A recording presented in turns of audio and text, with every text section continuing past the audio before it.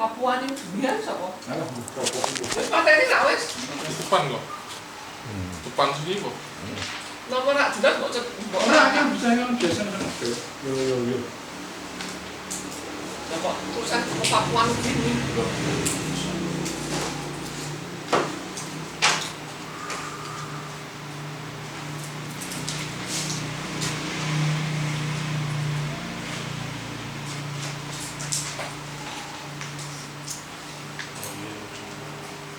Pak Jokowi ngomong gebuk gue. Bukan.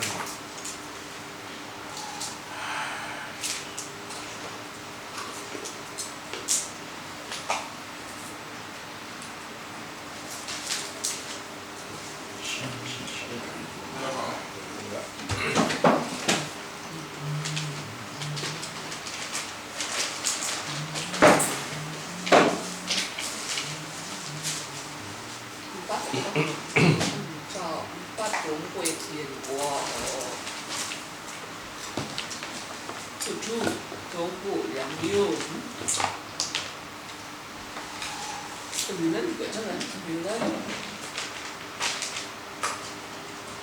Ansi Cuhai, oh rumah bapak. Enggak boleh itu mesti investasi di sana tuh. Betul, kan gue terus apa gue? Gue jebok kan gue. 这人几位了不？这人几位kenapa jangan pakai? Orang budak kan pergi ya.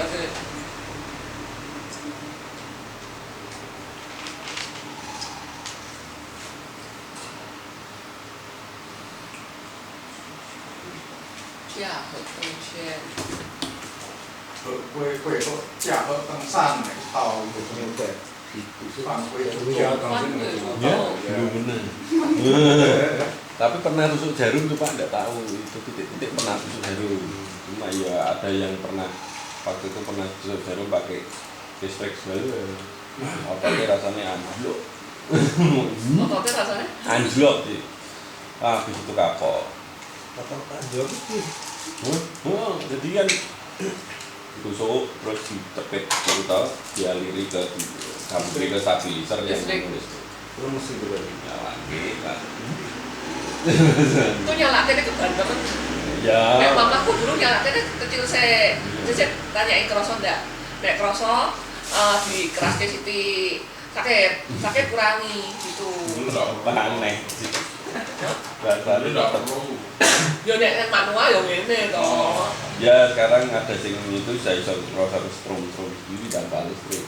Oh, ini bener kan yo tanpa. Sebelum ora listrik itu. Kowe kan Paling sing panas-panas kok rokok iki. ben tinggal iso kerjane pasien dia kan ngono ora dadak nenek-nenekke. Ya gitu. Nek pasienmu 10 ngono repot.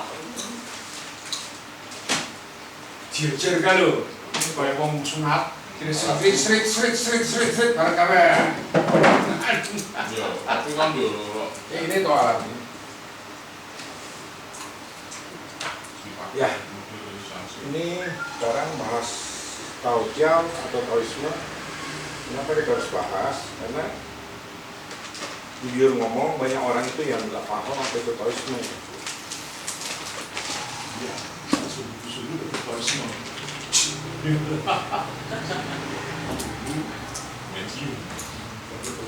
Jadi ya udah sering ketemu sama orang-orang gitu ya kan, apalagi dari akademisi gitu. Dia orang tuh rata-rata saat mikir Taoisme itu pikirannya cuma terpaku pada filsafat.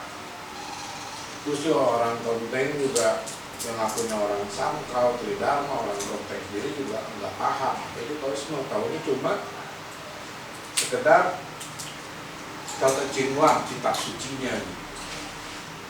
Padahal Taoisme itu menurut Whitcomb, Joseph Whitcomb itu dia nyatakan dengan jelas bahwa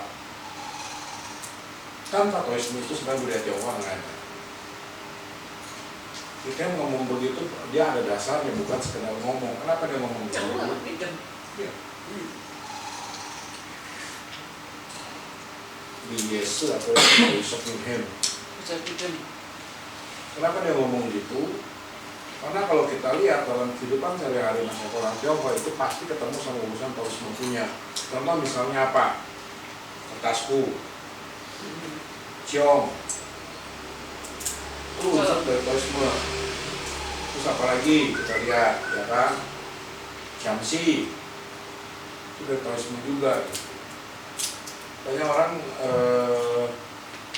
nggak paham itu Jamsi itu dari mana asal mulanya gitu. Jamsi itu mulai ada di dinasti Tang yang membuatnya itu di satu Taoquan, namanya Yan Taoquan. Dari dinasti Tang ya. Dinasti Tang. Sebelumnya itu ada disebutnya Ling Qi Zi. Ling Qi Zi itu ada teknik ramal dengan lidah. Lidah. Yang itu yang bakar kulit pura-pura Itu mah jauh. itu orang gitu. Ini kan ceritanya Jamsi. Ramalan semua. Jadi kenapa Tao Te itu begitu menariknya gitu? Karena Tao Te-nya sendiri dalam perkembangan itu dia menyerap banyak komponen. Contoh komponen yang diserap itu komponen yang kita sebut komponen U atau saman.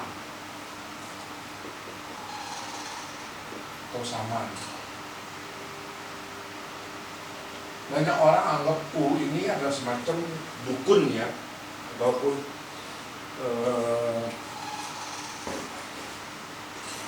witchcraft ya. Itu sebenarnya pengertian yang salah. Saman ini itu orang-orang ngacu pada satu tokoh di Eropa, saya lupa siapa namanya, seorang antropolog. Dia pakai samanisme saman. Sebenarnya tahun 1000-an Masehi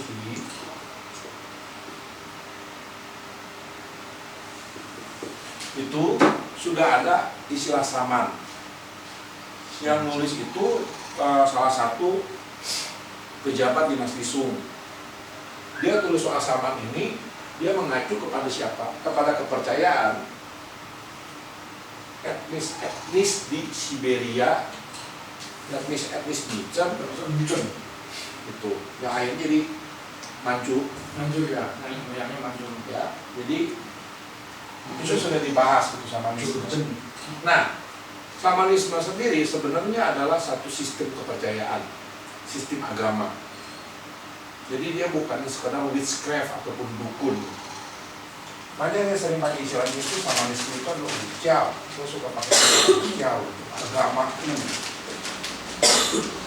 Dan para pemimpin, kalau lihat konsep ini, dulu itu kaisar Tiongkok zaman dulu terutama dinasti Shang sama dinasti Zhou itu adalah kepalanya para U. Dia selain kaisar dia merangkap sebagai pemimpin ritual. Dan itu Berarti agama pagan itu masuk ini ya? sebenarnya kan konsepnya mereka kan dua. Satu animisme, dua dinamisme kan. Apalagi konsepnya mereka itu lagi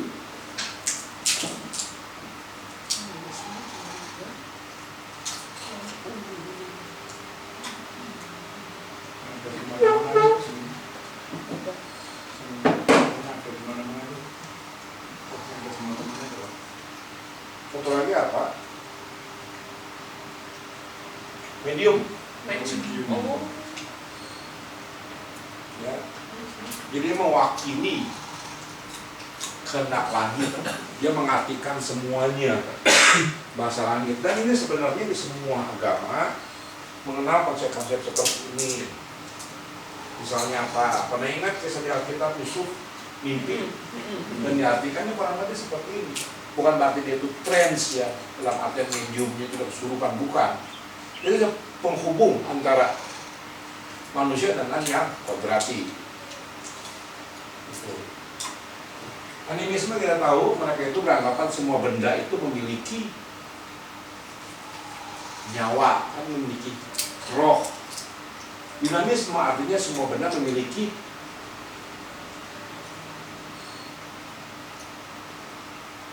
kekuatan. Ya. Jadi boleh dibilang sebenarnya kita sebut Taoisme itu, agama Tao itu dia adalah lanjutan dari pola pikir zaman purba itu, berkelanjutan, berkesinambungan terus. Jadi kalau dia agama Tao itu cuma bahas cuma Tao Te Ching, itu sebenarnya salah, konsep yang salah sekali. Ya sekarang kita lihat lagi, selain animisme dan humanisme medium, mereka ada apa lagi?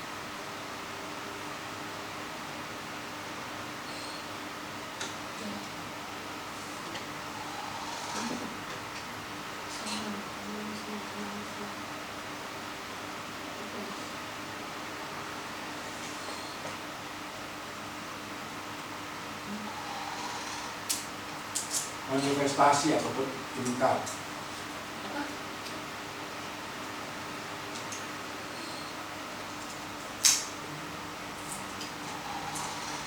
Jadi mereka kadang-kadang melihat benda-benda itu manifestasi dari suatu hal yang lainnya. Misalnya apa? Bintang.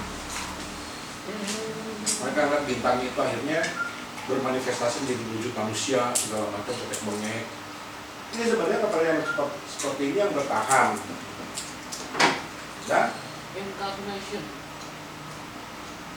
sampai detik ini kepercayaan itu masih berputar terus.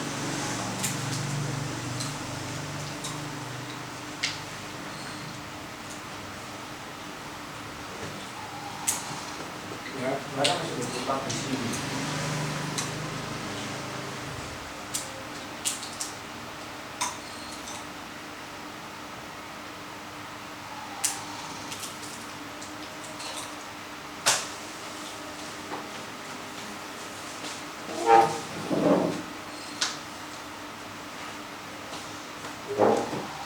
Ya. Nah, ini kurang lebih sekilas gitu. Mereka itu kalau yang udah ikut pengertian agama, menurut budaya Tionghoa dia pasti paham. Kenapa banyak orang tuh salah kaprah soal Taoisme menjadi ajaran ataupun filsafat? Karena kata isme ini. Karena kata isme ini mereka itu memilah langsung sebagai ajaran dan Religion. jadi pada saat menerjemahkan ism ini hati-hati ya, kita anak-anak suka terjebak gitu. Jadi kapitalisme, Ajaran kapitalis. yang berarti kan konsep ya kan, apa ini agama? Ya bukan. Karena apa? Karena dulu itu mereka beranggapan agama itu cuma dua, dan mereka membuat satu standar agama menurut mereka sendiri. Jadi akhirnya sekarang ini sudah berubah semua.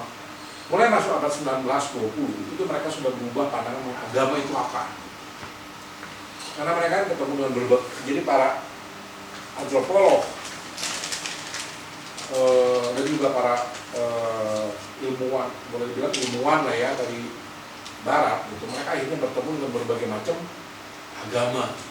Jadi mereka mengubah paradigma mereka mengenai agama itu apa. Jadi kita harus hati-hati. Tapi kalau bahasa Mandarin jelas gitu. Misalnya apa? Ya ini yang saya baru pulang, ini kan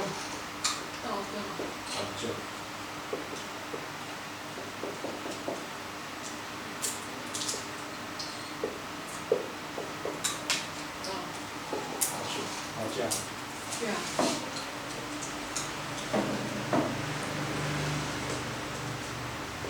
Nah, ini jelas gitu. Langsung klasifikasi ini jelas gitu. Jadi waktu yang saya ikut Forum International Taoism Forum, sebenarnya itu forum agama Tao sedunia keempat. Jadi bukan forum filsuf ataupun filsafat Tao sedunia. Yang kemarin teman tulisannya Taojiao. Tulisannya jelas agama gitu. Ya, saya pernah dapat pengalaman itu adalah yang mengusung kata Taojiao, karena kebetulan yang dibahas itu waktu itu filsafat dari Chuangzi, tapi saya nggak berangkat ke sana. Sekarang sebenarnya nggak tahu Cui kan ada nggak? Dan Taoisme itu apa? Terjemahannya sekarang Taoisme. Nggak tahu kalau Cui itu biasanya kan kapitalisme. Cui itu pengertiannya isme jadinya Isme. sebenarnya. Dan sekarang kalau Taoisme apa nggak ada Tao Cui kan? Tahu Jia toh? Tao Jia. Tao Jia itu bukan orangnya. Jia ini filsafat. Oh, bukan Jia, bukan ahlinya. Bukan, Jia itu mazhab sebenarnya artinya. Filsafat. Kalau udah tahu Jia ini jelas Jia ini waktu zaman Han waktu Tanku, Liu Xiang segala macam itu nulis, itu tuh dia membagi, kalau nggak salah pertama yang bagi itu Liu Xiang ya, bagi 6 terus pertama jadi Tanku jadi beberapa lagi gitu. Nah di situ jelas ditulis Jia. Jia itu ada menunjukkan mazhab atau kelompok.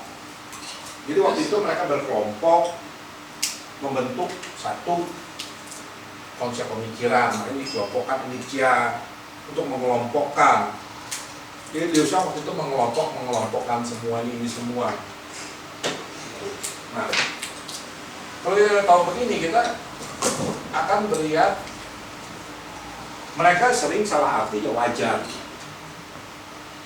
Mereka sering salah arti gitu wajar gitu. Karena mereka itu terjebak kata ismunya ini. Ya. Nah, semua agama itu pasti memiliki dogma, doktrin segala macam. Nggak mungkin agama itu tanpa dogma, tanpa doktrin. Permasalahannya di Taoisme itu dia dibagi kurang lebih beberapa periode perkembangannya. Karena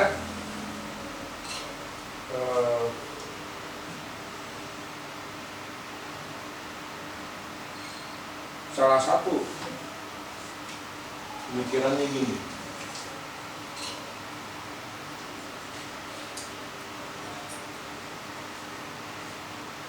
ya, kita bagi kelompok pertama, kelompok kedua, kelompok ketiga, sebenarnya kelompok keempat. Grup keempat ini jarang sekali dibahas. Karena dia itu mengadopsi kepercayaan purba, dan kepercayaan purba itu adalah Huangdi atau Kaisar Kuning.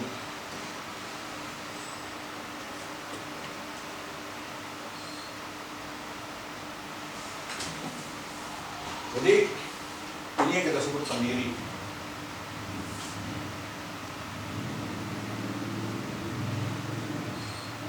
Ya kurang lebih 47 plus lah. Ya.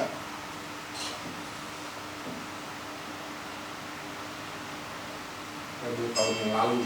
Nah, kenapa Huangdi ini bisa diangkat? Satu pertanyaan dong. Kenapa Konghucu nggak mengangkat Huangdi? Karena kan Konghucu sebut-sebut kata Huangdi. Enggak. Pernah sekali. Enggak. Cuma disebutnya Sumian Huangdi, Huangdi 4.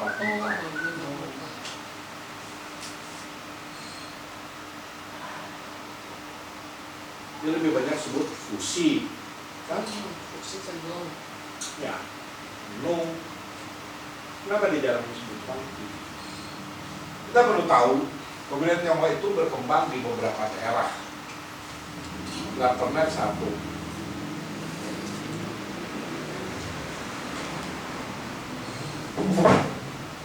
Taoisme itu berkembang nantinya di daerah Su, Jepang, daerah Su. Makanya dia menyerap Shaohun, pemanggilan arwah. Ya, itu. Nah, dia di sini ini kenapa dianggap begini? Karena boleh dibilang satu-satunya tokoh purba ya kita sebut tokoh legenda ya, itu yang namanya paling disebut sepanjang peradaban itu cuma Huangdi. Dan bayangin nggak, ilmu pengobatan tradisional Chinese medicine ataupun ilmu ginseng itu berasal dari kitab namanya Huangdi Neijing. Non-originating itu sendiri apa benar umurnya seumur Huangti kan enggak. Tapi konsep pemikiran Huangti Neijing itu berkembang tuh sampai sekarang dan tidak pernah dilupakan. Contohnya apa? Meridian tubuh.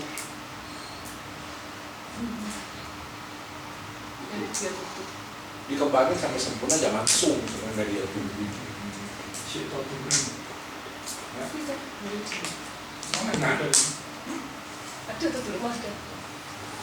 kemudian yang kedua ini adalah Lao Tzu. Nah, ini yang paling sering disebut sama orang.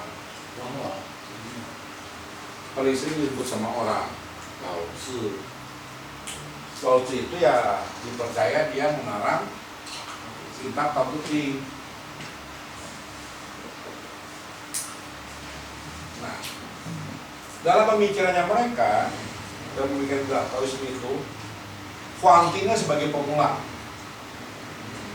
asal muasal dari dia. Kemudian sebagai pembuka ajaran. Lao Tzu ini boleh dibilang dia itu adalah mengembangkan pengertian kata Tao yang diartikan pada masa itu sebagai jalan ataupun path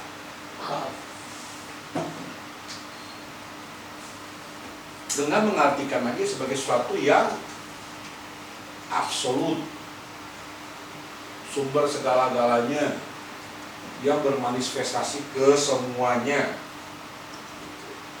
Nah ini dia merubah gagasan pemikiran mengenai jalan atau path ini menjadi satu hal yang dibilang transenden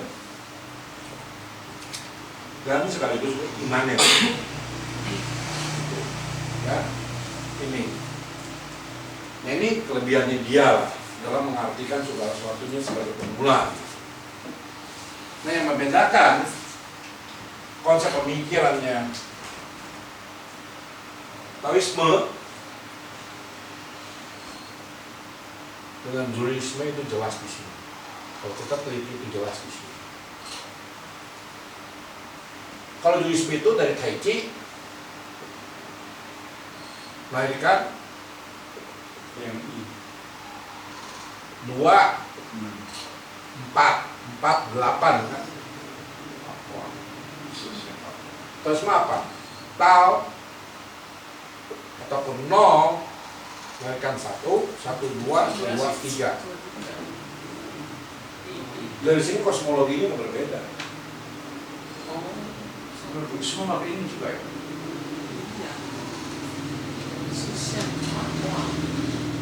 Ya, semua itu. Tapi karena sebenarnya kan konsep pemikirannya dari kita sebut fusi lah kita anggap ya, yang melahirkan konsep pemikirannya negatif positif ya, walaupun sebenarnya belum tentu dia gitu. Tapi jadi legenda dan dipercaya dari kebenarannya gitu. Nah, I Ching itu apa cita agama Konghucu? Iya. Enggak. Dimasukkan dia. Julukan I Ching itu apa sih?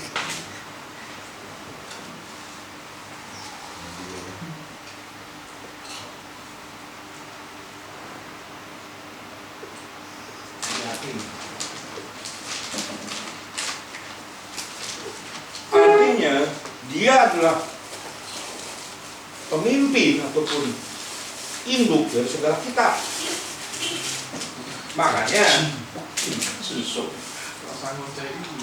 makanya I Ching itu ya boleh dibilang hampir semuanya pakai sih. Cuma dimasukkan oleh orang-orang dulu gitu. Ya. Sekarang dari Taoisme sendiri pakai. I Ching masuk kok dalam Tao Chang masuk. I Ching itu masuk dalam Tao Chang.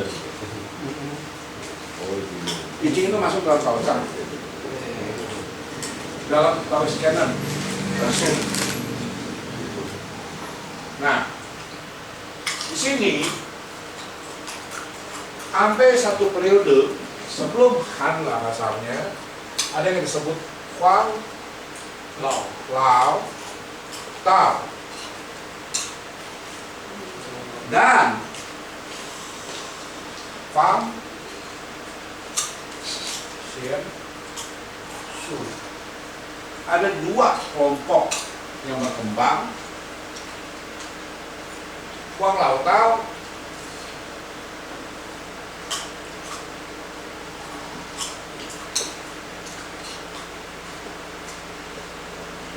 Huang Xian Su. Ya. Dua ini yang akan menjadi cikal bakal Taoisme nantinya. Ada Matao misalnya. Dan ini masih bisa dibilang masih sebagai mazhab filsafat. Huang Lao Tao itu mazhab filsafat sebenarnya. Tapi dia punya mazhab filsafatnya lebih pada arah Wei. Mazhabnya lebih pada Wei. Wei itu non action, non intention. Iya.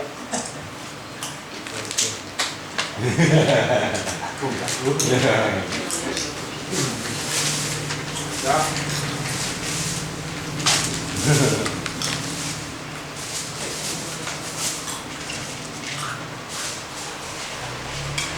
Ini salah satu konsep apa itu ada konsep pemerintahan juga sebenarnya. Lihatlah contohnya. Contoh ketiga kan ngebahas konsep pemerintahan kan. Kemudian yang kedua itu adalah Fang Xian Su. Fang Xian Su itu adalah bagaimana manusia itu hidup abadi. Bagaimana manusia itu memperpanjang umurnya. Bagaimana manusia itu bebas dari penyakit. Jadi ini istilahnya kita tuh suka disebut ahli alkimia. Kata yang membedakan alkimia Tiongkok dengan Barat itu jelas. Walaupun sama-sama bagaimana membuat emas ataupun pil emas, tapi kalau Barat itu tujuannya bagaimana ini emas ini dijual, menjadikan satu nilai, jadi satu materi lah, materi yang bilang kekayaan lah. Sedangkan mereka semua itu bagaimana membuat pil emas itu agar manusia itu bisa hidup abadi. Jadi sama-sama mencoba membuat sesuatu yang berwarna kuning emas. Jadi saat ini tujuannya adalah untuk bagaimana manusia itu hidup abadi. Konsep inilah akhirnya mempengaruhi Tang Tao Ling. Ya. Nah ini disebutnya adalah Cao Cu ataupun pemimpin.